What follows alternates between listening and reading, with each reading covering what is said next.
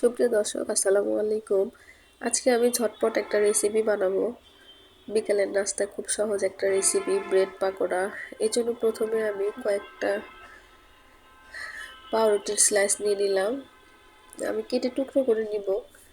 এটা পানিতে ভিজিয়ে পানি ঝরিয়ে নিলেও হয়, কিন্তু আমি একটু কেটে ছোট করে নিচ্ছি। কেটে নিলাম,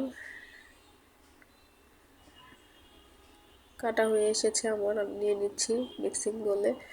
পাউরুটিগুলো দিয়ে নিলাম।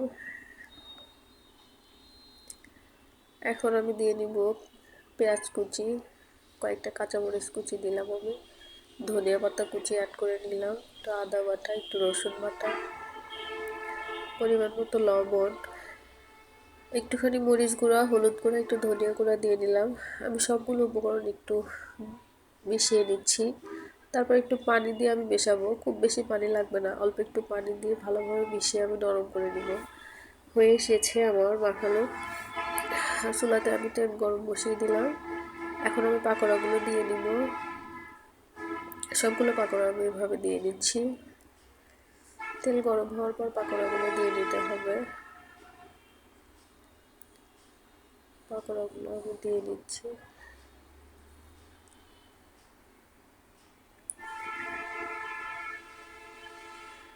সবগুলো পাকোড়া আমার দেওয়া হয়ে গেছে। এখন আমি উল্টে নিব। চুলার আঁচ একটু কমিয়ে দিয়ে ভাজলে পাকোড়াটা মুচমুচে হবে। আমি উল্টে দিচ্ছি।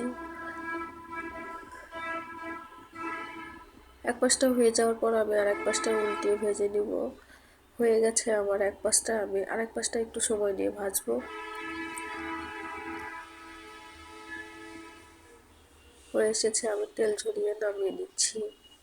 খুব সহজ একটা রেসিপি, কিন্তু একদম কম সময়ে বানিয়ে নেওয়া যায়। আপনারা বাসায় ট্রাই করতে পারেন। আল্লাহ হাফেজ।